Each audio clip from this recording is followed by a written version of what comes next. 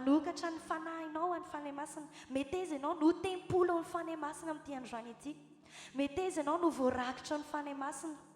Dia angatao ny heriny ao anatin'ity hira ity hoe fanahy masinao avy mijina, ianao ilay mpananatra mpiay izay tsy mbola hita amin'ny masonay, izay mbola tsy reny sofinay ka ianao ampafantatra an'izany aminay.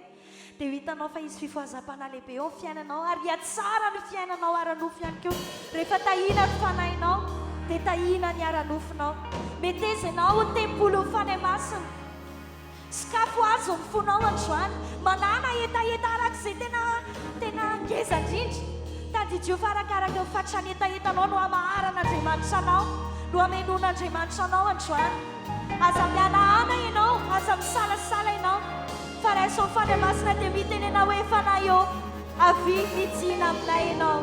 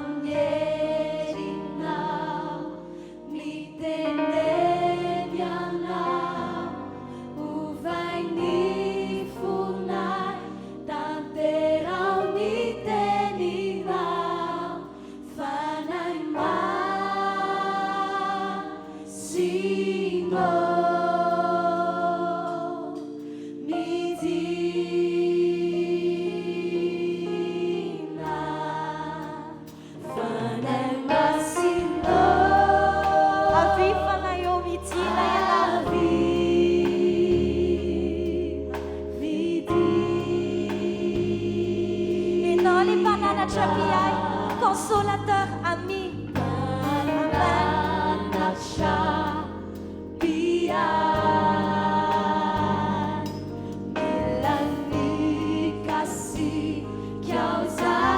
Fanahy masinao avy dia feno zahay.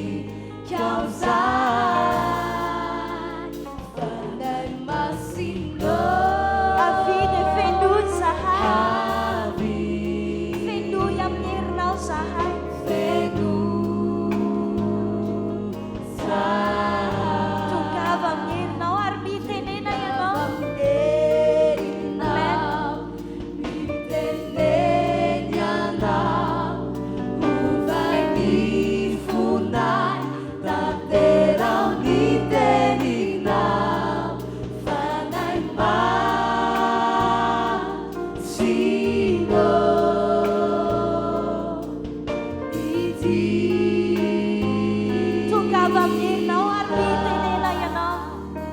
Tongava aminerinao miteneny ianao.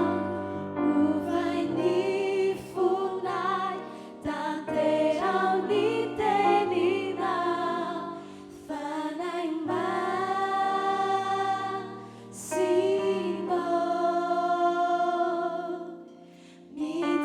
Mbola mentsika ihany hoe tongava aminerinao ary mitenena ianao fanay masina. Tongava aminerinao miteneny ianao. Ovay ny fonay tanterao ny teninao. Fanay masinao.